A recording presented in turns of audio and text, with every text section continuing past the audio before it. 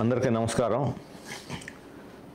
Lenin శతవర్ధంతి సందర్భంగా Anantapuram CPM party committee ప్రతిరోజు కొన్ని ముఖ్యమైనటువంటి గ్రంథాలని తెలుగు పాఠకులకు పరిచయం చేయటం కోసం ఈ ఆన్లైన్ సిరీస్ ఉపన్యాసాలు ప్రారంభించింది. వారిని పార్టీ రాష్ట్ర కమిటీ తరఫున అభినందిస్తున్నాను. ఈ సంవత్సరం పొడవునా లెనిన్ ఉపదేశాలను, ప్రముఖ గ్రంథాలను, వ్యాసాలను ఈ తరంలోకి, కొత్త తరంలోకి తీసుకుపోయేందుకు వివిధ రూపాల్లో, అది ఆన్లైన్ ప్రసంగాలు కావచ్చు, కరపత్రాలు కావచ్చు, పుస్తకాలు కావచ్చు, సెమినార్ కావచ్చు, వ్యక్తిగత సంభాషణలు కావచ్చు, వివిధ రూపాల్లో ఆయన బోధనల్ని ఈరోజు 21వ శతాబ్దంలో సోషలిజం ఆవశ్యకతని, అందుకు మార్క్సిజం లెనినిజం ఎలా అవసరమో తెలియజెప్పేటువంటి అనేక అంశాలని విస్తృతంగా ప్రచారం చేయడానికి సిపిఎం పార్టీ కేంద్ర కమిటీ, అదేవిధంగా రాష్ట్ర కమిటీలు ఒక కార్యక్రమాలని రూపొందించాయి. స్వీయ అధ్యయనాన్ని పెంచుదాం అనేది ప్రధానమైనటువంటి నినాదంగా యువతరంలో వాళ్ళంతా వాళ్లే చదివేదానికి ప్రోత్సహించడానికి, దానికి అవసరమైనటువంటి మోటివేషన్ ఇవ్వటం కోసంగా వివిధ రూపాల్లో ప్రయత్నం చేస్తున్నాం. దానికి సహకరిస్తున్నటువంటి ఆన్లైన్ ప్రేక్షకులందరికీ కూడా నేను ధన్యవాదాలు తెలియజేస్తూ ఉన్నాను. ఈరోజు మొత్తం విద్యా విధానం సామాజిక అంశాలని పట్టించుకునే దిశగా లేదు. వాళ్ళ యొక్క ఆలోచనలు, యువతరం యొక్క ఆలోచనల్ని కేవలం సొంత స్వార్థపూరితమైన లేదా వాళ్ళ సొంత కెరీరిస్టు అంశాల వైపు మళ్లించటానికి, మనుషుల మధ్య ఉండే ఒక అంతః సంబంధాలని దెబ్బతీసి ఎవరికి వాళ్ళు విడివిడైపోవటానికి, విడగొట్టడానికి, సమాజంలో ఉండేటువంటి సమూహాలని, గ్రూపుల్ని వీళ్ళందరినీ విడగొట్టి ఐక్యం కాకుండా ఛిద్రం చేయటానికి ఈరోజు విద్యా విధానం కూడా దానికి అనుగుణంగా రూపొందిస్తున్నారు. అలాగే ట్రేడ్ యూనియన్ చట్టాలు కానీ, అలాగే వివిధ రకాలైనటువంటి ప్రభుత్వ విధానాలు, ముఖ్యంగా ఈ ప్రైవేటీకరణ, ప్రపంచీకరణ విధానాలు అన్నీ కూడా ప్రజల మధ్య అనైక్యతని పెంచేవి, విచ్ఛిన్నం చేసేవి, ఒకరికొకరు మధ్య ఉండే వైరుధ్యాలని ఘర్షణ కింద, ప్రజల మధ్య ఉండేటువంటి సాధారణ వైరుధ్యాలను ఘర్షణ కింద మార్చి వాళ్ళల్లో కొట్టుకునేటట్టుగా చేయటం అనేది ఈరోజు ఒక విధానంగా మనకి కనిపిస్తున్నది. అందువల్ల మనకు కనపడని అదృశ్య శక్తి ఎవరు, ప్రజల్ని విడగొట్టి చిందరవందర చేస్తున్నటువంటి అదృశ్య శక్తి ఎవరు?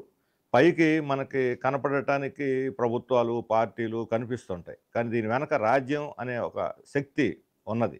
ఈ రాజ్యం ఒక సామాజిక శక్తి. ఇది ఒక సామాజిక వ్యవస్థకి ప్రాతినిధ్యం వహించేటువంటి ఒక శక్తివంతమైనటువంటి సాధనం ఈ రాజ్యం. దీన్నే లెనిన్, మార్క్స్, ఎంగిల్స్ల యొక్క బోధనలను ఆధునీకరించి 20వ శతాబ్దంలో ఆ రోజున్నటువంటి సామాజిక పరిస్థితిని అధ్యయనం చేసి, ఆ రోజు రాజ్యం యొక్క పాత్ర ఏమిటి, అది విప్లవంలో నిర్వహించేటువంటి పాత్ర ఏమిటి, ఇవన్నీ కూడా చాలా కూలంకుషంగా దాన్ని ఆయన అధ్యయనం చేసి వివిధ అంశాలని వివరిస్తూ పుస్తకం రాశాడు. అదే రాజ్యం విప్లవం, స్టేట్ అండ్ రెవల్యూషన్ అనేది ఆయన రచనలో ప్రముఖమైనటువంటి రచన ఇది. ఈ రచనలో మొత్తం రాజ్యం విప్లవం అనేటువంటి ఈ రచనలో మొత్తం 6 అధ్యాయాలు ఉన్నాయి, చాప్టర్స్ ఉన్నాయి. ఈ 6 అధ్యాయాలు 21 అంశాలని ఆయన డీల్ చేశాడు. మొత్తం ఇంగ్లీష్లో 87 పేజీలు ఇది ఉంటుంది. తెలుగులో ఇంకొంచెం పెరుగుతుంది, ఒక 10-15 పేజీలు అదనంగా ఉంటుంది. దీన్ని 1916లో ఆయన అజ్ఞాతంలో, 1916, 17 ఈ విప్లవానికి ముందున్నటువంటి సంవత్సరాలంతా అజ్ఞాతంలో ఉన్నాడు. స్విట్జర్లాండ్లో ఎక్కువ భాగం జీవించాడు. 1917 ఏప్రిల్లో తిరిగి స్విట్జర్లాండ్ నుంచి రష్యాకు వచ్చాడు. దానికి ముందు 1916లో మార్క్సిజం అండ్ స్టేట్, అంటే రాజ్యం మీద మార్క్సిస్ట్ అవగాహన అనేటువంటి దీంతో ఒక వ్యాసం ఆయన రాశాడు. దాన్ని చదివినటువంటి కమ్యూనిస్టు ప్రముఖులు, మన నాయకులందరూ కూడా దాన్ని మరింత వివరంగా, వివరణాత్మకంగా దాన్ని డెవలప్ చేస్తే, ఒక పుస్తకంగా డెవలప్ చేస్తే మంచిది అనే సూచనతోటి 1917 ఆగస్టు, సెప్టెంబర్లో ఆయన, అంటే 1917 ఫిబ్రవరి విప్లవం అయ్యి 1917 అక్టోబర్ విప్లవ సన్నాహాలు ప్రారంభం కాకముందు మధ్యంతర ఒక శాంతియుత కాలంలో ఆయన ఈ రచనకి పూనుకున్నాడు. మొదటిసారి రచన చేసినప్పుడు ఆయన అజ్ఞాతంలో ఉన్నాడు కాబట్టి తన పేరు మీద కాకుండా అఫినేసివ్ అనేటువంటి ఇంకొకరి పేరుతో పెన్ నేమ్ ఒక కలం పేరుతోటి ఆ పుస్తకాన్ని రాశాడు. అయితే అది పబ్లిష్ కాలేదు. దాన్ని విస్తృతంగా ప్రచారంలో పెట్టారు మ్యాన్స్క్రిప్ట్స్ని వాటిని.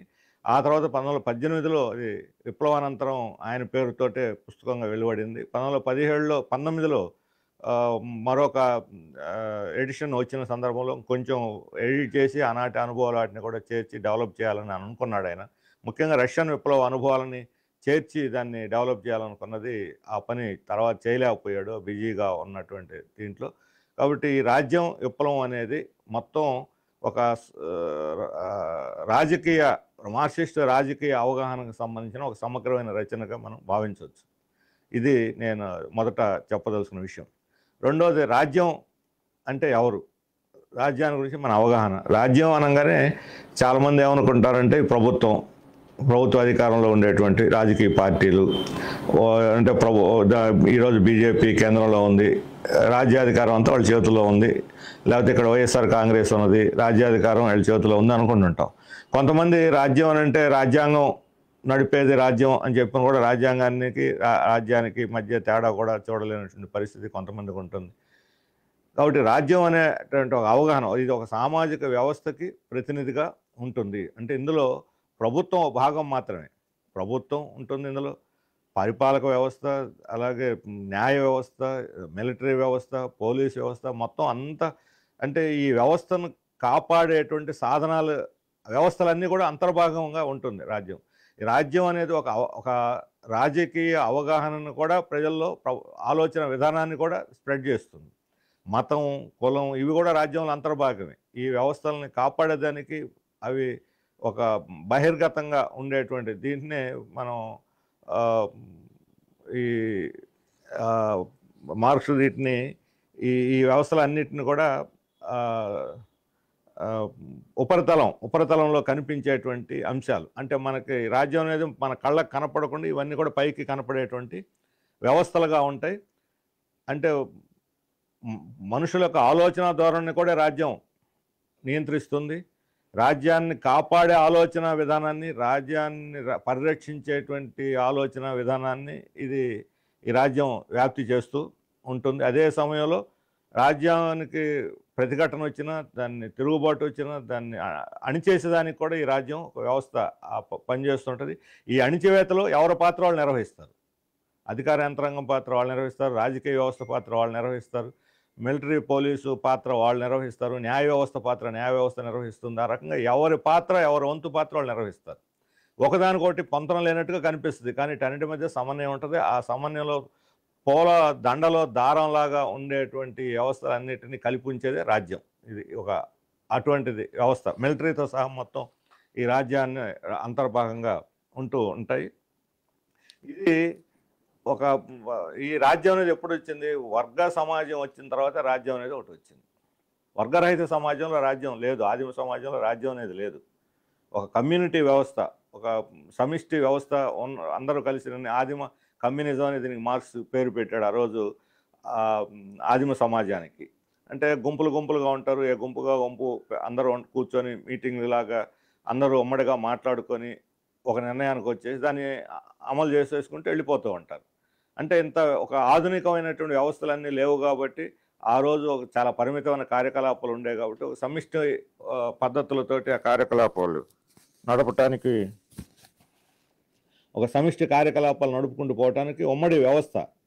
ఒకరి మీద ఒకరికి ఆధిపత్యం ఉండదు, ఒకరి మీద ఒకరు పెత్తనం ఉండదు, ఒకరు అణిచేసేవాళ్ళు, ఇంకొకరు అణచబడేవాళ్ళు ఉండరు, ఒకరు దోపిడీ చేసేవాళ్ళు, ఇంకొకరు దోపిడీ గురయ్యేవాళ్ళు ఉండరు, అందరూ సమానులే. ఆ రకమైనటువంటి ఒక ఆదిమ సమాజ వ్యవస్థ, ఉమ్మడి వ్యవస్థ ఉండేది. అటువంటి సమాజం నుంచి నెక్స్ట్ మనం ఆదిమ సమాజం పోయి దాని స్థానంలో బానిస వ్యవస్థ, ఆ బానిస వ్యవస్థ పోయి దాని స్థానంలో ఫ్యూడల్ వ్యవస్థ తర్వాత అనేక వందల సంవత్సరాల తర్వాత దాని స్థానంలో పెట్టుబడిదారీ వ్యవస్థ, ఇప్పుడు ఒక 400 సంవత్సరాల నుంచి పెట్టుబడిదారీ వ్యవస్థ కొనసాగుతూ దాని యొక్క మరొక రూపంగా ఈ మధ్యకాలంలో మనం ప్రపంచీకరణ రూపంలో కూడా కొన్ని కొత్త దాని రూపాలని వాటిని చూస్తున్నాం. అంటే వివిధ దశలు దాటుకుంటూ ఈ సమాజం పరివర్తన చెందుతూ వస్తున్నది. ఈ బానిస వ్యవస్థ మొదలుకొని ఈనాటి ఆధునిక పెట్టుబడిదారీ వ్యవస్థ వరకు ఈ దశలన్నిట్లోనూ వర్గ సమాజాలు ఇవన్నీ కూడా. అంటే ఒక వర్గానికి ప్రాతినిధ్యం వహించేటువంటి రాజ్యం అధికారంలో ఉంటుంది.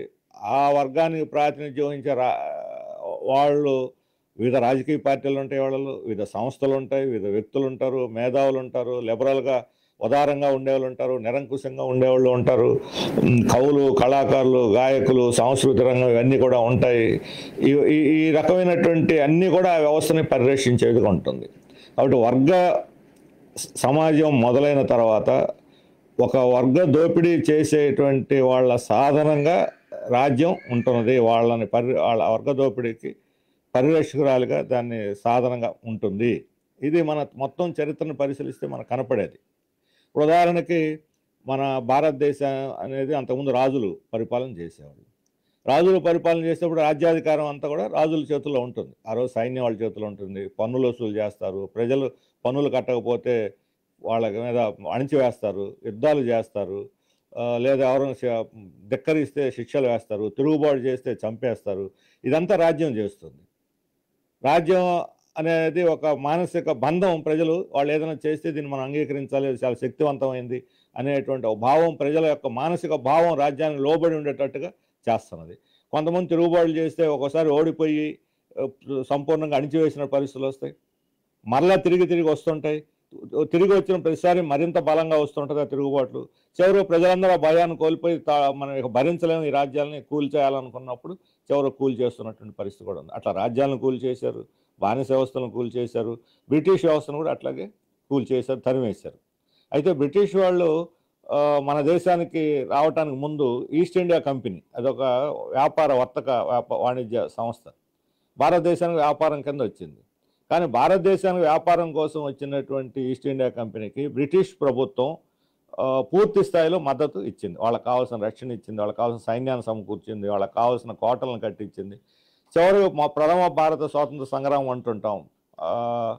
అది 1857లో వచ్చిన ఝాన్సీ లక్ష్మీబాయి, ఆ తర్వాత వచ్చిన తిరుగుబాట్లు, ఇవన్నీ తర్వాత బ్రిటిష్ ప్రభుత్వం పూర్తిగా తన కంట్రోల్లోకి, నియంత్రణలోకి తీసుకుంది. అంటే బ్రిటిష్ పెట్టుబడిదారీ వ్యవస్థ ఆధీనంలోకి, అంతకుముందు వ్యాపార సంస్థల ఆధీనంలో ఉన్నది కాస్త వాళ్ళ రాజ్యం ఆధీనంలోకి వెళ్ళిపోయింది మన భారతదేశం. అట్లా పూర్తి స్థాయి వలస కింద మనం సంపూర్ణంగా మారిపోయాం. కాబట్టి అటువంటిది ప్రపంచంలో అనేక దేశాలని పాదాక్రాంతం చేసుకున్న స్థితిలో మనలాంటి అనేక దేశాల స్వతంత్రాన్ని కోల్పోయి ప్రత్యక్షంగా అణచివేయబడటానికి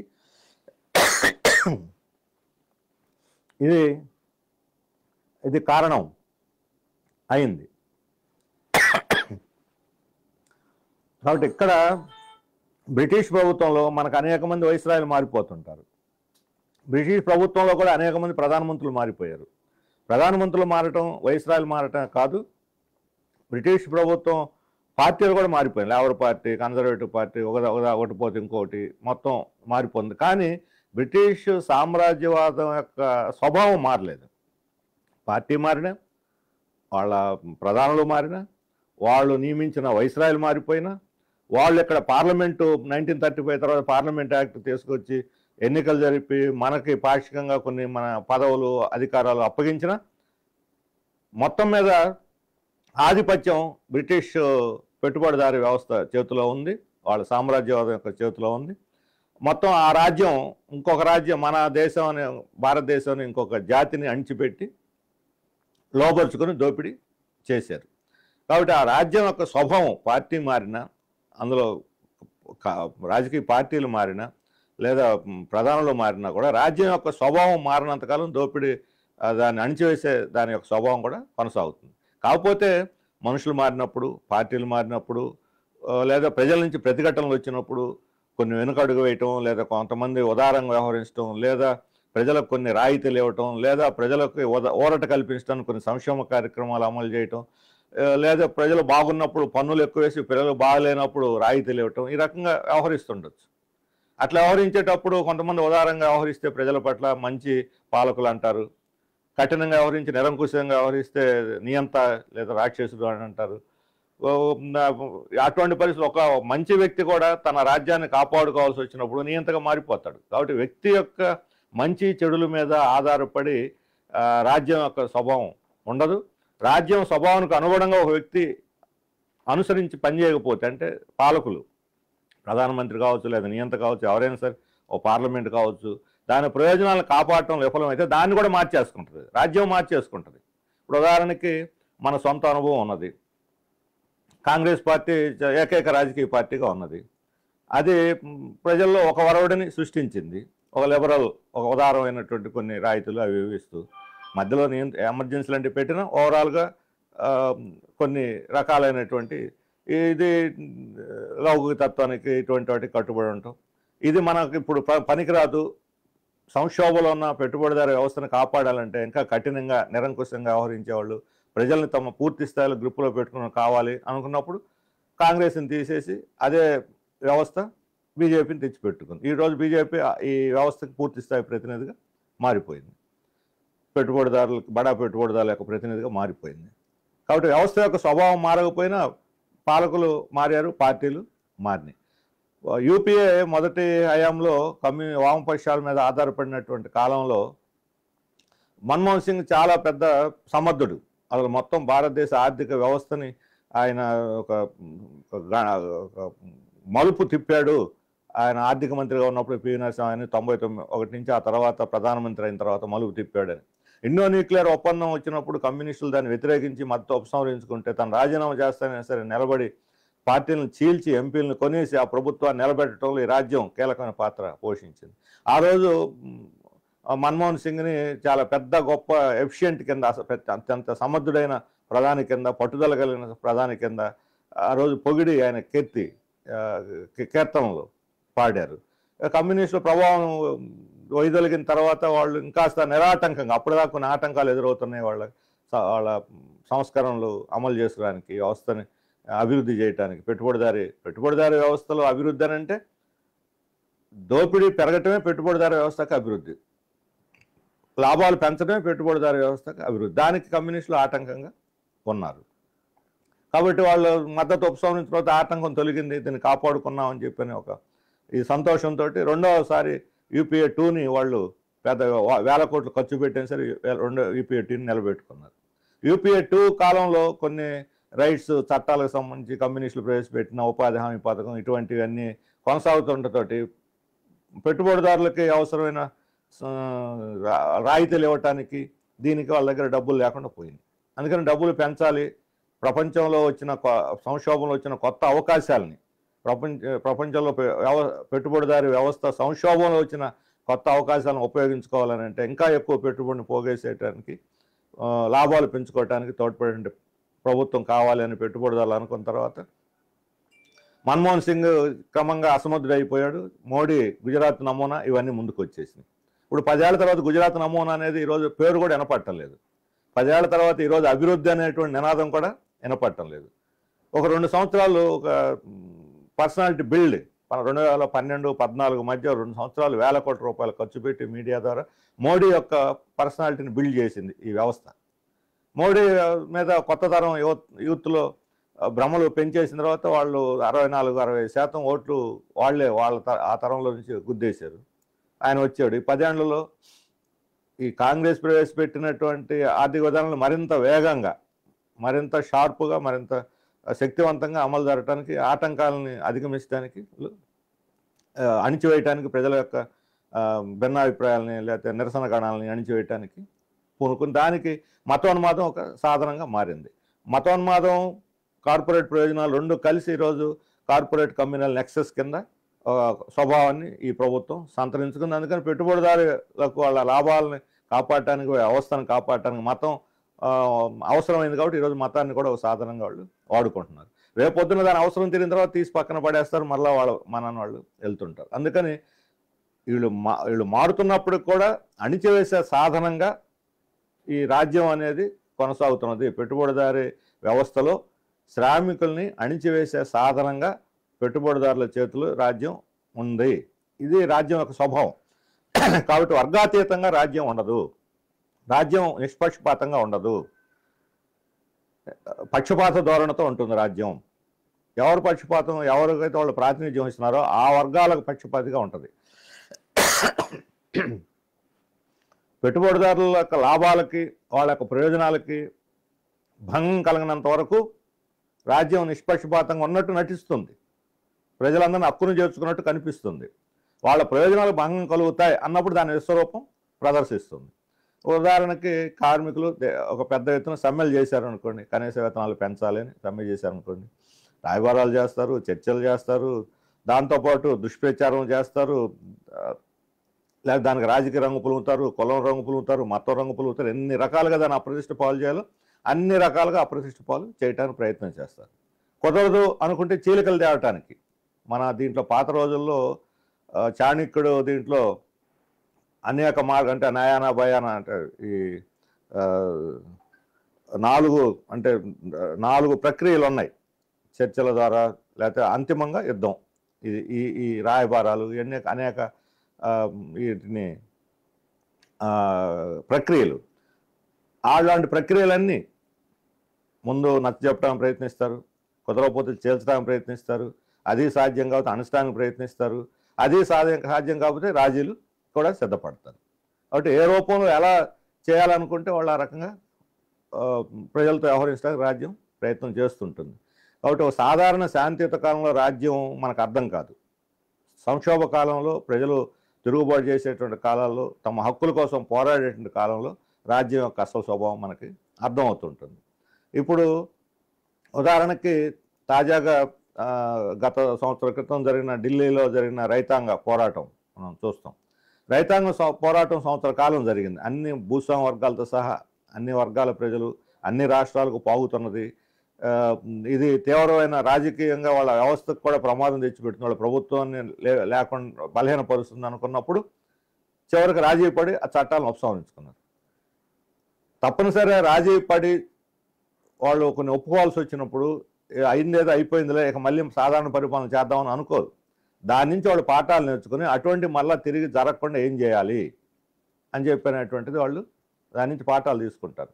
ఈరోజు రైతాంగ ఉద్యమం తర్వాత రైతు సంఘాల మధ్య చీలికలు పెట్టడానికి, రైతు ఉద్యమాన్ని బలహీనపరచడానికి రకరకాల ప్రయత్నాలు చేస్తున్నారు. అందులో ఒక భాగం దుష్ప్రచారం. విదేశీ డబ్బులు తీసుకొని వీళ్ళు ఉద్యమాలు నిర్మించారని. ఇప్పుడు న్యూస్ క్లిక్ అనేటువంటి ఒక మీడియా సంస్థ వీళ్ళకి అండగా నిలబడింది, వీళ్ళకి విదేశీ డబ్బులు వచ్చినాయి, వాళ్ళు ఆ డబ్బులు తీసుకుపోయి రైతు ఉద్యమాలకు కూడా ఇచ్చారు అని ఇప్పుడు వాళ్ళు ఎఫ్ఐఆర్లో పెట్టారు. అంటే ఆ ఉద్యమ చరిత్రని కళంకం పూసి మరోసారి అలాంటి ఉద్యమాలు రాకుండా, రైతులు ఐక్యం కాకుండా ఏం చేయాలనే దాంట్లో రాజ్యం తలమునకలై ఉంటుంది. రోజువారీ మనకు అది కనపడదు. లోపల ఎనలిస్టులు ఉంటారు, వాళ్ళకి విశ్లేషకులు, రీసెర్చ్ హోల్డర్స్ ఉంటారు, అన్ని డీటెయిల్స్. ఇప్పుడు ఉదాహరణకి మన విజయవాడలోనే ఉపాధ్యాయులు, ఉద్యోగులు పిఆర్సీ కోసం చేసినటువంటి ఆందోళనలో విజయవాడలో పోలీసులు పర్మిషన్ ఇవ్వకపోయినా కొన్ని వేల మంది వాళ్ళు ఊహించని విధంగా సమకూరారు. అంటే పోలీసుకు ఒక సవాల్ వచ్చేసింది.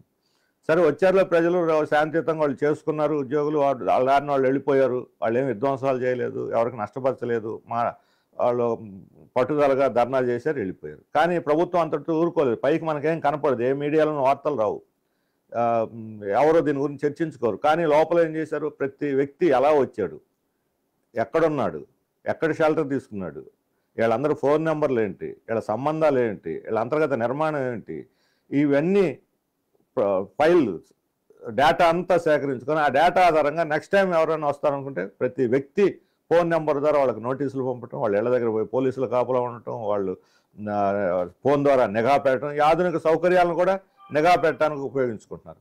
ఆ రకంగా పౌరుల మీద నిఘా, దీన్నే సర్వైలెన్స్ స్టేట్, పెట్టుబడిదారు వ్యవస్థ ఈరోజు ఆధునిక సాంకేతిక పరిజ్ఞానాన్ని ఉపయోగించుకొని పౌరుల మొత్తం మీద నిఘా పెట్టడానికి సర్వైలెన్స్ స్టేట్గా దీన్ని ఈరోజు మార్చేశారు.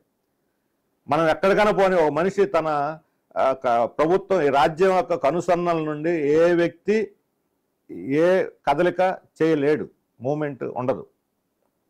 ఇంట్లో వరండాలో బయలుదేరి దగ్గర నుంచి మళ్ళీ తిరిగి చేరిందాక ప్రతి కదలిక రికార్డ్ అవుతుంటుంది ప్రతి పౌరుడు.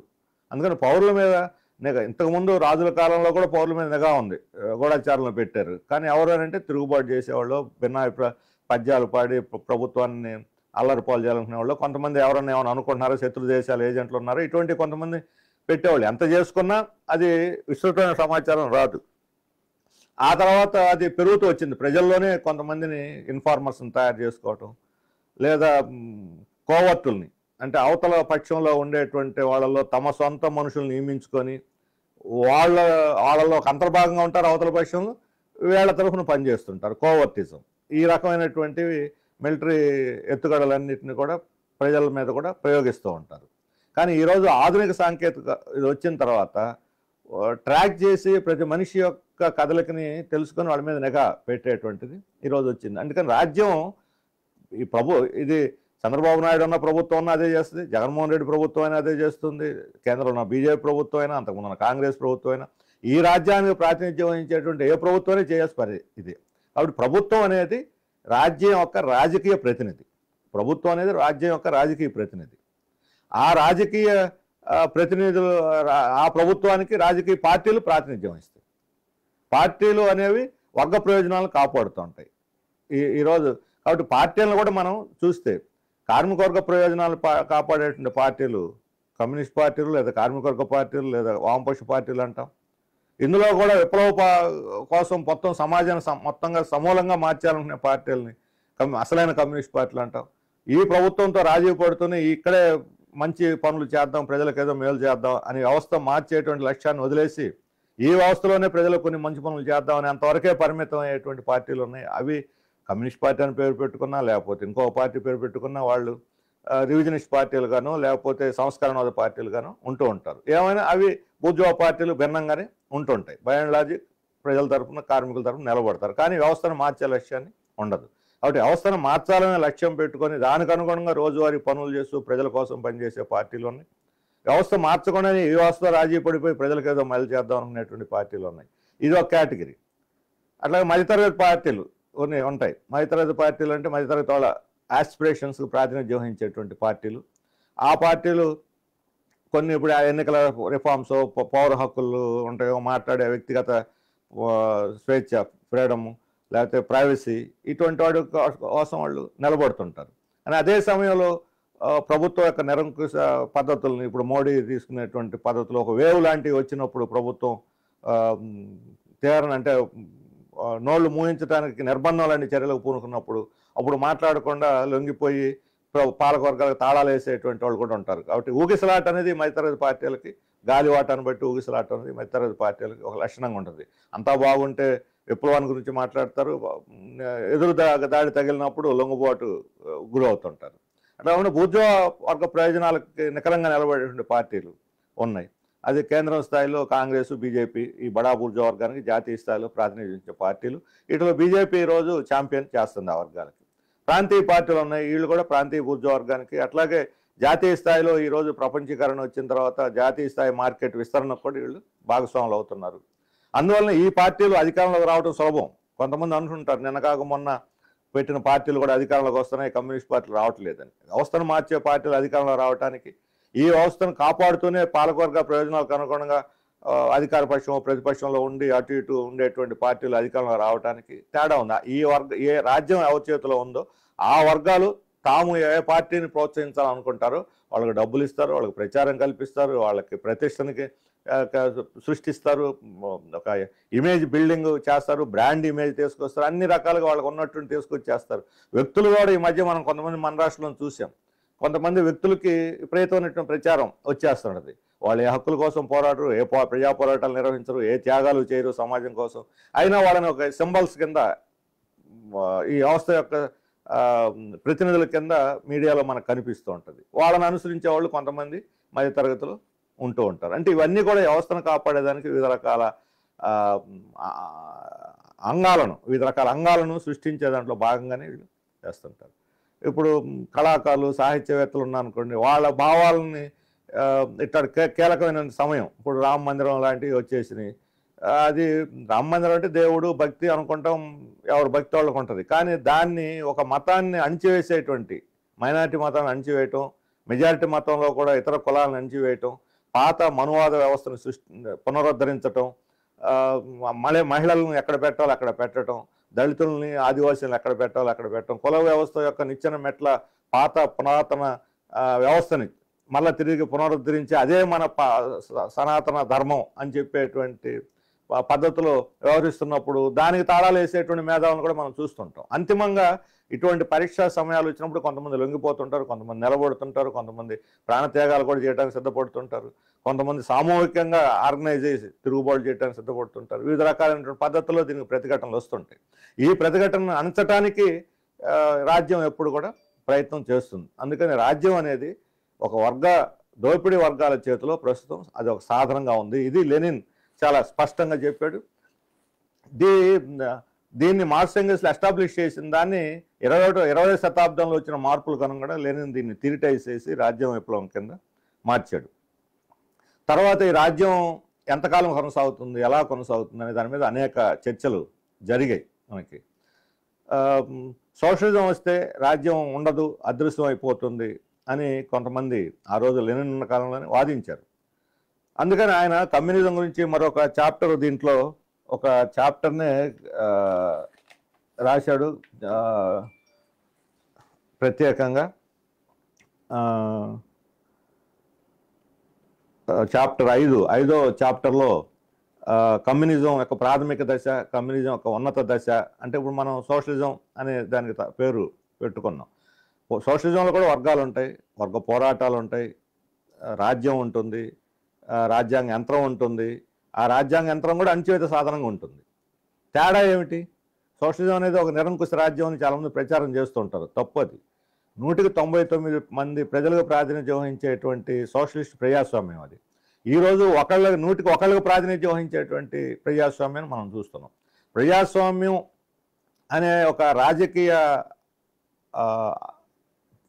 కాన్సెప్ట్, అవగాహన, ఇది పెట్టుబడిదారు వ్యవస్థలో మనం ఫ్రెంచ్ విప్లవం తర్వాత వచ్చింది. ఫెడరల్ వ్యవస్థతో పోల్చుకున్నప్పుడు ప్రజాస్వామ్యం 100% అభ్యుదయకరమైంది. కానీ సోషలిజం పోల్చుకున్నప్పుడు ఇది తిరోగమనం, అభివృద్ధి నిరోధకమైంది. సోషలిస్ట్ ప్రజాస్వామ్యం అనేది ఉన్నతమైంది. ఇప్పుడు పెట్టుబడిదారు ప్రజాస్వామ్యంలో మనం చూస్తున్నాం. పార్లమెంటరీ ప్రజాస్వామ్యం రూపంలో ఇక్కడ ఉంది. అమెరికా లాంటి దేశాలు అధ్యక్ష తరహా పరిపాలన ఉన్నది. ఇక్కడ మొదటిది ఓటింగ్ వేస్తున్నారు, ప్రతినిధులు గెలిపించుకుంటున్నారు, ఎన్నుకుంటున్నాం ప్రజలు ప్రభుత్వాలను అనుకుంటుంటాం. మనం ఎన్నుకున్న ప్రభుత్వం మన ప్రభుత్వం ఇదని మనం చెబుతున్నాం. ఈ మాత్రం ప్రజాస్వామ్యాన్ని కూడా పడనీయకుండా దీని గొంతు నులిమి నాశనం చేయాలా, నియంతృత్వాన్ని రుద్దాలి, అందులో కూడా ఏకపక్ష నియంతృత్వం, అందులో కూడా ఒక మత ఆధిపత్యం, అందులో కూడా ఆ మతంలో ఉండే ఆధిపత్యవాదుల యొక్క ఆధిపత్యాన్ని జనం మీద రుద్దాలని అనుకునేటువంటి బీజేపీ పరిపాలనలో ఈ ప్రజాస్వామ్యాన్నైనా ఈ రాజ్యాంగానైనా కాపాడుకోవడం ఖచ్చితంగా అభ్యుదయవాదం అవుతుంది. ఎందుకంటే ఒక ప్రజలు పోరాడి సాధించుకున్న ఒక వ్యవస్థని నాశనం చేసి మళ్ళీ వెనక్కి నడిపించాలనుకునే తిరోగమనవాదం. అది నాశనం అయి అంతకన్నా అభ్యుదయకరమైనది వస్తే అది ప్రజలకు ఉపయోగపడుతుంది. కాబట్టి ఈరోజు బీజేపీ చేస్తుంది దీని స్థానంలో అంతకన్నా ఉన్నతమైన ప్రజాస్వామ్యాన్ని తీసుకురావటం కాదు, దానికన్నా నిరంకుశమైన తిరోగమన వాదంలోకి, రాచరికంలోకి దేశాన్ని నడిపి రామరాజ్యం అనే భావన, గాంధీ రామరాజ్య భావనకి బీజేపీ రామరాజ్య భావనకి చాలా తేడా ఉంది. గాంధీ రామరాజ్య భావన అనేది కులమత రహితంగా అందరూ కలిసిమెలిసి ఉండాలి, పాలకులు ప్రజలను కన్నబిడ్డల్లాగా చూడాలి, అందరినీ సమానంగా చూడాలి అనే భావం గాంధీది. వేరే బీజేపీ, మోడీ, ఆర్ఎస్ఎస్లది మత ఆధిపత్యాన్ని రుద్దాలి, మైనార్టీలకి దేశంలో సెకండరీ పౌరులుగా ఉంటే 2వ తరగతి పౌరులుగా ఉండాలి, లేకపోతే దేశం విడిచి వెళ్ళాలి, కుల వ్యవస్థ పవిత్రమైంది దాన్ని పునరుద్ధరించాలి, మహిళలు ఎక్కడ ఉండాలి అక్కడ ఉండాలి. ఈ రకమైనటువంటి తిరోగమన భావాలు కలిగిన రామరాజ్యం అనే కాన్సెప్ట్, కుల వ్యవస్థను పునరుద్ధరించే రామరాజ్య కాన్సెప్ట్ బీజేపీది. కాబట్టి పేరు అదే అయినా ఈ రెంటి మధ్య చాలా 100% తేడా ఉన్నది. కాబట్టి ఈరోజు బీజేపీ ప్రజాస్వామ్యాన్ని కూడా కొంత నిలవేయాలనుకుంటుంది. ఈ ప్రజాస్వామ్యంలో ఈరోజు ఓట్లు వేస్తుంది ఏ పార్టీకైనా సరే బిలో 50% వస్తుంది అధికార పార్టీ. 32% నుంచి మ్యాక్సిమం 36-40% వరకు ఇప్పటి వరకు. ఒక్కసారి మాత్రమే రాజీవ్ గాంధీ అధికారంలోకి వచ్చినప్పుడు ఒకసారి మాత్రమే 50% దాటింది. ఆ తర్వాత ఎప్పుడు ఏ పార్టీకి కూడా 50% దాకా కూడా రాలేదు. అంటే మెజారిటీ ప్రజలు అధికార పార్టీకి వ్యతిరేకంగా ఉంటున్నప్పటికి కూడా మొత్తం రాజ్యం 100% ప్రజల మీద పెత్తనం చేస్తూ వస్తుంది. ఈ మిగతా మోర్ దాన్ 50% ప్రజల యొక్క భావాలను కానీ, భావ ఉద్రేకాలను కానీ, లేదా మనోభావాలను కానీ వీళ్ళు పరిగణలోకి తీసుకోవట్లేదు. మొదటిది. ఉన్నది ఈ మేరకైనా ప్రజల్ని ప్రభావితం వాళ్ళ డబ్బులు పెట్టి ఓట్లు వేయించుకోవటం, కులాన్ని ఉపయోగించుకోవటం, మతాన్ని ఉపయోగించుకోవటం, అన్ని రకాలుగా ప్రభావితం చేసి ఓట్లను కూడా కొనుగోలు చేసే సరుకు కింద మార్చి, ఎన్నికలను కూడా ఒక వ్యాపార ప్రక్రియ కింద మార్చి, పొలిటికల్ ఎంటర్‌ప్రెన్యూర్‌షిప్ కింద మార్చి ఈరోజు అధికారంలోకి రావడానికి వీళ్ళు ప్రయత్నం చేస్తున్నారు. అంటే ఇది నిజమైనటువంటి ప్రజాస్వామ్యం, ప్రజలకు ప్రాతినిధ్యం వహించే ప్రజాస్వామ్యంగా ఇది ఈరోజు లేదు. అయినా దీన్ని కూడా లేకుండా చేయాలనుకుంటున్నారు కాబట్టి దీన్ని నిలబెట్టుకోవటం కూడా ఈరోజు ముఖ్యమైనటువంటి స్టేజ్ అవుతుంది. అడ్వాన్స్ కాల్ లేనప్పుడు వెనక్కిపోకుండా కనీసం నిలబడగలిగితే అది ప్రజలకు క్షేమంగా ఉంటుంది. అందుకని పార్లమెంటరీ ప్రజాస్వామ్యమే అన్నిటికన్నా ఉన్నతమైంది, ఉత్తమమైంది అని చెప్పే భావన కూడా కరెక్ట్ కాదని లెనిన్ దీంట్లో ఖచ్చితంగా తేల్చి చెప్పాడు. అది ఎలా అనేక దేశాలు ఎలా పనిచేస్తున్నది అనేటువంటిది. కాబట్టి ఉన్నతమైన ప్రజాస్వామ్యం అనేది సోషలిస్ట్ ప్రజాస్వామ్యమే. రష్యాలో సోవియట్ విప్లవం వచ్చిన తర్వాత సోవియట్లు సర్వాధికారం సోవియట్లకే అనే ఒక విధానం రూపొందించారు. ఈరోజు చైనా లాంటి దేశాల్లో, సోషలిస్ట్ దేశాల్లో, క్యూబా లాంటి దేశాల్లో కూడా సోషలిస్ట్ దేశాల్లో భూమి మీద కీలకమైనటువంటి భూమి మీద ఆధిపత్యం, పరిశ్రమల మీద ఆధిపత్యం. భూమి మీద ఆధిపత్యం వచ్చేటప్పుడు పంచాయతీ స్థానిక సంస్థలకు పూర్తి అధికారం ఉంటుంది. అంటే పెట్టుబడిదారులకి ఎక్కడైనా భూములు కేటాయించాలన్నా, పరిశ్రమలు కేటాయించాలన్నా గ్రామ పంచాయతీ కమ్యూనిటీ అందరూ కలిసి కూర్చొని అంగీకరిస్తేనే. ఈరోజు మన చట్టంలో కూడా ఉంది అది, గ్రామ సభ అని. ఇప్పుడు మనం ట్రైబల్ ఏరియాలో ఏఎన్సీ మన్యం జిల్లాలు కానీ, అల్లూరు సీతారామరాజు జిల్లాలు కానీ చూస్తున్నాం. గ్రామ సభలో పెట్టడం లేదు, పెట్టినా గౌరవించడం లేదు. ఈ పాటికే భూములు రాష్ట్ర ప్రభుత్వం కేటాయించేసి వాళ్ళు ఆక్యుపై చేసి సర్వేలు చేసుకొని ఈ హైడల్ పంపుడు ప్రాజెక్ట్స్ని, పంపుడు స్టోరేజ్ హైడల్ ప్రాజెక్ట్ని పెంచేదానికి అదాని కంపెనీలు ల్యాండ్ ఇచ్చేస్తున్నారు. ఈరోజు నిన్న కూడా క్యాబినెట్ ఈ షిరిడి సాయి కంపెనీలకి, లేకపోతే అండోసోలు, అది అన్ని వాళ్ళవే, వాటికి అదానికి 1000 ఎకరాలు, మొత్తం 2,25,000 ఎకరాలు ఈ రకంగా ఇప్పుడు కేటాయించి రైతుల భూములను వాళ్ళకి ఇచ్చేస్తున్నారు బలవంతంగా. అంటే రాజ్యం అనేది కార్పొరేట్ చేతిలో ఒక సాధనంగా రైతుల భూముల నుంచి ట్రాన్స్ఫర్ చేయడానికి సాధనంగా మారుతుంది, కార్మికుల హక్కులను అణిచేయడానికి ఒక సాధనంగా మారుతున్నది. ఈరోజు చట్టాలు మార్క్స్ పలు సందర్భాల్లో చెప్పాడు, పార్లమెంట్ జరిగే చట్టాలు ఎలా చేస్తారనే దాని మీద. ఈరోజు కార్మిక చట్టాలని అన్ని రద్దు చేసి కోడ్లు తీసుకొచ్చింది మోడీ ప్రభుత్వం. ఇది ఆ వర్గం యొక్క రాజ్యం యొక్క స్వభావం. అది పెట్టుబడిదారు వ్యవస్థను కాపాడటానికి కార్మికులు ఐక్యం కాకుండా, సంఘటితం కాకుండా చీల్చి విడగొట్టడానికి ఈ కోడ్లు తీసుకొచ్చారు, వాళ్ళ మీద రుద్దేదానికి. ఎంప్లాయ్మెంట్ స్ట్రక్చర్లో మార్పులు తెచ్చారు, పని గంటల వేళల్లో మార్పులు తెచ్చారు, పని స్వభావంలో మార్పులు తెచ్చారు. ఇవన్నీ కూడా వాళ్ళు కలవకుండా చేయడానికి అనేక రకాల కొత్త పద్ధతులు.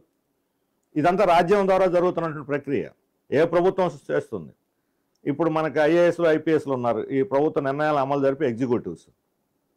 వాళ్ళకి ప్రపంచ బ్యాంక్ వాళ్ళు ప్రతి 6 నెలలకి ఓ బ్యాచ్లకు శిక్షణ ఇస్తుంటారు. సింగపూర్లోనో, దుబాయ్లోనో ఎక్కడో చోట ఇంటర్నేషనల్గా పెట్టి శిక్షణ ఇస్తుంటారు. ప్రపంచ బ్యాంకు ప్రతినిధులు పాల్గొంటారు. అమెరికన్ ఎక్స్పర్ట్లు, చికాగో యూనివర్సిటీ వాళ్ళు, లేకపోతే ఎంఐటి వాళ్ళు, లేదంటే హార్వర్డ్ బిజినెస్ స్కూల్ వాళ్ళు, ఇట్లా ఉన్నత స్థాయిలో ఉన్న హై లెవెల్ ప్రొఫెసర్స్ కూడా వాళ్ళకి వచ్చి టీచ్ చేస్తుంటారు, ప్రాక్టికల్స్ నిర్వహిస్తుంటారు.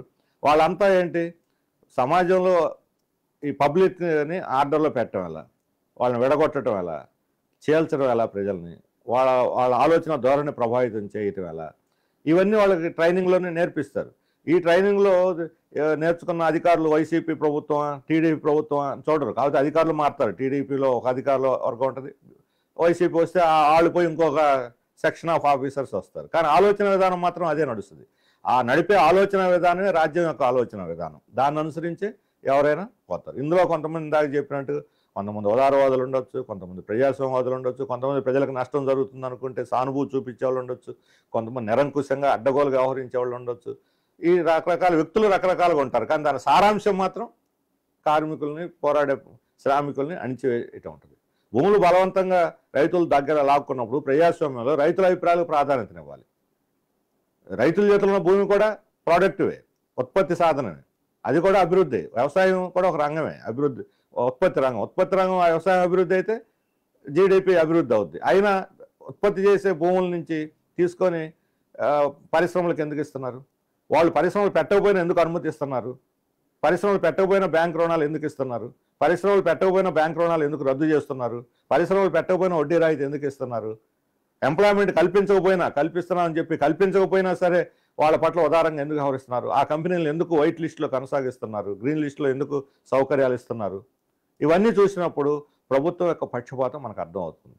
కాబట్టి ప్రభుత్వ పక్షపాతం అని అంటే ప్రజల ఓట్లు తీసుకొని పార్లమెంటు ప్రజాస్వామ్యంలో ప్రజలకు వాగ్దానాలు చేసి అధికారంలోకి వచ్చిన ప్రభుత్వం చట్టాలు చేయాల్సి వచ్చినప్పుడు అది కార్పొరేట్లకు అనుకూలంగా బడా పెట్టుబడిదారులకు అనుకూలంగా చట్టాలు చేస్తుంది. ప్రజల్లో ప్రతిఘటన ఒక అశాంతి వస్తుంది, తిరుగుబాటు వస్తుంది, ఉన్న పరిపాలన కూడా కూలిపోద్ది అనుకున్నప్పుడు కొన్ని రాయితీలు ఇస్తారు, సంక్షేమ పథకాలు ప్రవేశపెడతారు, లేకపోతే డైరెక్ట్ బెనిఫిట్ స్కీమ్స్ అమలు చేస్తారు. కొంత డబ్బుని 1,00,000 కోట్లు జనం దగ్గర నుంచి వసూలు చేసి 10,000 కోట్లు జనానికి మళ్ళీ తిరిగి ట్రాన్స్ఫర్ చేస్తారు దాన గుణంతో. 10,000 కోట్లు తిరిగి ప్రజలు కావడం సంతోషమే, కానీ ప్రజలు మిగతా 90,000 కోట్లు కూడా ప్రజలవే. ఆ 90,000 కోట్ల కోసం ప్రజలు పోరాడుతున్నారు ఈరోజు. ఇప్పుడు వేతనాల పెంపుదల అందులో భాగమే. ఇప్పుడు నీకు 10,000 నీ బ్యాంక్ అకౌంట్లో డైరెక్ట్ బెనిఫిట్ స్కీమ్ వేస్తాను అనే ప్రభుత్వం 1,000 రూపాయలు జీతం పెంచడానికి ఎందుకు నిరాకరిస్తున్నది అంటే 1,000 రూపాయలు జీతం పెంచితే ఈరోజు అది మొత్తం అన్ని వర్గాలు చైతన్యపరిచి పెట్టుబడిదారుల యొక్క లాభాలను కుదిస్తుంది. అందుకని జీతాలు పెంపుదల అనేది అలా ఎజెండాలు ఉండదు. ప్రజల ఆదాయాలు పెంచాలనుకునే వాళ్ళు జీతాలు పెంచితే ప్రజల ఆదాయాలు పెరుగుతాయి. యాక్చువల్గా వేతనాలు కనీస వేతనాలు పెంచితే ప్రభుత్వం మీద ఏం భారం పడదు. ఒక షెడ్యూల్ ఒక జీవో ఇవ్వటానికి కాగితం మొక్క తప్ప వాళ్ళకి అయ్యే ఖర్చు ఏం లేదు. అయినా ఎందుకు ఇవ్వట్లేదు? 10 ఏళ్లుగా ఎందుకని వేతనాలు అప్డేట్ చేయట్లేదు అంటే పెట్టుబడిదారుల యొక్క వర్గాల ప్రయోజనాలను కాపాడటానికి. వ్యవసాయ కార్మికుల వేతనాలు పెంచాలి అని అంటే పోలీసులు వచ్చి భూస్వాముల తరపున నిలబడతారు తప్ప వ్యవసాయ కార్మికుల వేతనాలు పెంచండి అయ్యా పేదవాళ్ళు అని పోలీసులు వచ్చి పేదవాళ్ళకి అండగా నిలబడరు ఎక్కడ కూడా. అసైన్మెంట్ భూములు లాక్కున్నప్పుడు అసైన్మెంట్ భూములు కోల్పోయిన పేదలను కేసులు పెట్టి జైల్లో పెడుతున్నారు, కానీ దుర్మార్గంగా ఆక్రమించిన భూస్వాముల మీద కేసులు పెట్టరు, జైల్లోనూ పెట్టరు. భూస్వాముల తరఫున వచ్చి పేదవాళ్ళ మీద లాఠీచార్జ్ చేస్తారు, కాల్పులు చేస్తుంటారు. అంటే ఇటువంటి సందర్భాలు వచ్చినప్పుడు రాజ్యం యొక్క అసలు స్వభావం అర్థమవుతుంది. అందులో ప్రజాస్వామ్యంలో కూడా రాజ్యం పైకి కనపడే అంత సాధువుగా ఈ రాజ్యం ఉండదు. వాళ్ళ యొక్క వర్గ ప్రయోజనాలకి భంగం కలిగినప్పుడు ఈ ప్రభుత్వం ఒక సాధనంగా మారి ఒక అణిచివేసే సాధనంగానే మారి అప్పటిదాకా సంక్షేమ రాజ్యం లేకపోతే సామాజిక న్యాయం అనేటువంటి పాలకులు కూడా అణిచివేత సాధనాలుగా మారిపోయి ప్రజల్ని అణిచివేస్తుంటారు. ప్రజల్ని పీడించే వర్గాల్ని రక్షణ కల్పించి ప్రజల్ని అణిచివేయటం ఇది రాజ్యం యొక్క అసలు సిసలైన స్వరూపం. అందుకని ఈ రాజ్యం పెట్టుబడిదారుల తరఫున సామాన్య శ్రామికులను అణిచివేసే సాధనంగా పెట్టుబడిదారు వ్యవస్థలో ఉంటుంది. ఇదే రాజ్యం సోషలిజంలో ప్రజల తరఫున పెట్టుబడిదారులను అణిచేసే సాధనంగా ఉంటుంది. సోషలిజంలో కూడా పెట్టుబడిదారులు ఉంటారు, చిన్న పెద్ద మొనోపలి కొత్త పెట్టుబడిదారులు ఉంటారు తప్ప ఒక తర పెట్టుబడిదారులు ఉంటారు, ఒక ధనిక రైతులు ఉంటారు, సొంతంగా భూమి మీద కొద్దిగా గొప్ప భూములు కలిగిన వాళ్ళు ఉంటారు. భూమిని జాతీయం చేయరు సోషలిజంలో, వ్యక్తిగత ఆస్తిగా ఉంటుంది సోషలిజంలో. అటువంటి సందర్భాల్లో శ్రామికుల్ని, వ్యవసాయ కూలీలని, ఉత్పత్తి తోడ్పడేటువంటి వాళ్ళని, ఒత్తిదారులని వీళ్ళందరినీ అణిచివేయకుండా వాళ్ళ చేతిలో రాజ్యం ఉన్నప్పుడు సులభంగా అణిచేస్తారు. రాజ్యం ప్రజల చేతిలో ఉన్నప్పుడు పెట్టుబడిదారులు అణిచివేతకు గురవుతారు. కాబట్టి పెట్టుబడిదారులు నియంత్రించి, వాళ్ళ దోపిడీని నియంత్రించి, చట్టానికి లోబడి వాళ్ళు పనిచేసేటట్టుగా చేస్తుంది సోషలిజంలో రాజ్యం. పెట్టుబడిదారు వ్యవస్థలో ప్రజలను నియంత్రించి పెట్టుబడిదారులు స్వేచ్ఛగా దోపిడీ చేసుకోవడానికి రాజ్యం తోడ్పడుతుంది. కాబట్టి రాజ్యం యొక్క స్వభావం పెట్టుబడిదారు వ్యవస్థలో ఒక రకంగా ఉంటుంది, దానికి పూర్తి భిన్నమైనటువంటి పద్ధతిలో సోషలిజంలో ఉంటుంది. సోషలిజంలో పూర్తిగా ఆస్తి అంతా సమాజం పరం అయిపోయి, యావతాస్తి ఉత్పత్తి సాధనాలని సమాజపరం అయిపోయి, ఫ్యాక్టరీలు సమాజపరం అయిపోయి, భూమి అంతా కూడా సమాజపరం అయిపోయిన రోజు, ప్రజల యొక్క చైతన్య స్థాయి కూడా అత్యున్నత స్థితికి చేరిన రోజు రాజ్యం యొక్క అవసరం ఉండదు. ఆ రోజు అశాంతి ఉండదు, శాంతి భద్రతల సమస్య ఉండదు, తగాదాలు ఉండవు, ఘర్షణలు ఉండవు. సమాజం మొత్తం కూడా అన్నదమ్ముల్లాగా శాంతియుతంగా సహజీవనం చేస్తున్నటువంటి పరిస్థితుల్లో రాజ్యం యొక్క అవసరం ఉండదు. అది 100 ఏళ్ళు పడుతుందా, 1000 ఏళ్ళు పడుతుందా? ఈ కమ్యూనిజం అనే ఉన్నతమైన దశ మార్క్స్ ఏదైతే చెప్పాడో దాన్ని లెనిన్ రాజ్య విప్లవంలో పేర్కొన్నాడు. ఆ ఉన్నతమైన కమ్యూనిస్టు దశ వచ్చిన రోజు రాజ్యం పోతుంది. కాబట్టి రాజ్యం సోషలిజంలో అంతమైపోతుంది అనుకోం. కాబట్టి రాజ్యం యొక్క స్వభావం సోషలిజంలో మారుతుంది. కాబట్టి పార్లమెంటరీ వ్యవస్థను చూసి భ్రమపడి ఇదే రాజ్యం ఒక మంచి రాజ్యం అని మనం భ్రమపడితే అది ప్రజల యొక్క దోపిడీని మరింత పెంచుతుంది. ఈ రాజ్యం ప్రజలను దోపిడీ చేసేటువంటి సాధనంగా ఉంది ప్రస్తుతం. కాబట్టి రాజ్యాంగ యంత్రం అనేది ప్రజల చేతుల్లోకి తీసుకోవటం విప్లవం. దాన్నే రాజ్యం విప్లవం. రాజ్యం విప్లవంలో ప్రజలు రాజ్యాంగ యంత్రాన్ని స్వాధీనం చేసుకోవాలి. స్వాధీనం చేసుకోవటానికి వర్గ పోరాటం నిర్వహించాలి. వర్గ పోరాటం చేయాలంటే వర్గ దోపిడీ గురే ప్రజలందరూ ఐక్యం కావాలి. దాన్ని కార్మిక వర్గం చొరవ తీసుకొని లీడ్ చేయాలి, నాయకత్వం వహించి మిగతా వర్గాలని, దోపిడీ గురే వర్గాలని లీడ్ చేయాలి. ఆ రకమైన చైతన్యాన్ని కార్మిక వర్గంలో పెంచాలి. అది కమ్యూనిస్ట్ పార్టీ యొక్క కర్తవ్యం. ఇది రాజ్యం లెనిన్ యొక్క అవగాహన. కాబట్టి ఈ అవగాహనకు అనుగుణంగానే కమ్యూనిస్ట్ పార్టీ కార్మికవర్గ పార్టీగా, శ్రామికవర్గ పార్టీగా తన ప్రాతినిధ్యాన్ని పెంచుకోవాలి. ఆ కార్మికవర్గం తన సంఘటితం చేసుకుని అన్ని వర్గాల్ని సంఘటితం చేసి కూడగట్టేటువంటి చైతన్యాన్ని, కార్మికవర్గాన్ని, ఆ రకమైన స్థితికి కమ్యూనిస్ట్ పార్టీ కార్మికవర్గాన్ని పెంచాలి. దానికి అవకాశం లేకుండా ఈరోజు అనేక రకాల పద్ధతుల్లో ఆంక్షలు, నిర్బంధాలు విధించి దీన్ని పరిమితం చేయడానికి, దీన్ని జరగకుండా చేయడానికి ఈరోజు పాలకవర్గాలు పూనుకుంటున్నాయి. కాబట్టి ఈ స్థితిలో మన చారిత్రక అనుభవాలు కమ్యూనిస్ట్ పార్టీకి ఈ రాజ్యాంగ విప్లవంలో కమ్యూనిస్ట్ పార్టీ లేదా కార్మికవర్గం ఈ రాజ్యాంగాంతరాన్ని నిర్వహించేటప్పుడు ఏ రకంగా జాగ్రత్తలు తీసుకోవాలనే దానికి 1871లో ప్యారిస్లో జరిగిన ప్యారిస్ కమ్యూన్ అనుభవాలను కూడా మార్క్స్ కొన్ని పాఠాలు తీశాడు ఆ రోజు. వాటిని మరింత పరిపుష్టం చేసి లెనిన్ రాజ్యాంగాంతరం కార్మికవర్గం చేతిలో రాజ్యాంగాంతరం ఉన్నప్పుడు విప్లవానంతరం ఎలాంటి చర్యలు తీసుకోవాలి, దాన్ని రష్యా విప్లవంలో, సోవియట్ విప్లవంలో 1917 తర్వాత అమల్లోకి వచ్చినప్పుడు దాన్ని ఆచరించి చూపి ఒక పటిష్టమైనటువంటి సోషలిస్ట్ సమాజాన్ని నిర్మించాడు. సో ప్యారిస్ కమ్యూన్లో జరిగింది ఏమిటి?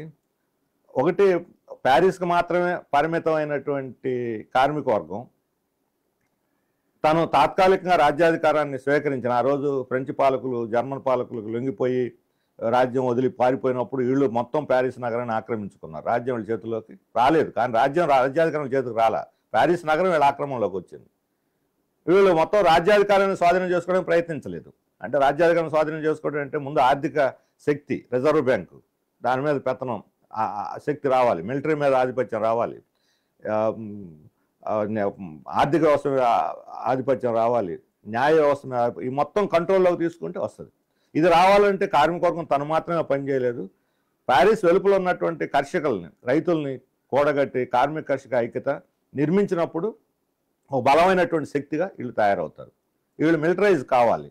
మిలిటరీలో ఒక భాగం వీళ్ళకి వచ్చింది, కానీ అవతల వాళ్ళు జర్మన్ ఇద్దరు అప్పుడుదాకా ఘర్షణ పడ్డ వాళ్ళు ఇద్దరు రాజీ పడిపోయి ఇద్దరు కలిసి వాళ్ళ మీదకి వచ్చేసారు. ఎప్పుడైతే కార్మికవర్గం చేతుల్లోకి రాజ్యాధికారం పెత్తనం వచ్చిందో, ప్యారిస్ స్వాధీనం అయిందో, అప్పటిదాకా ఘర్షణ పడిన ఫ్రాన్స్, జర్మన్ పెట్టుబడిదారులు ఏకమైపోయారు. ఈరోజు మనకు కూడా కనిపిస్తుంటుంది అది.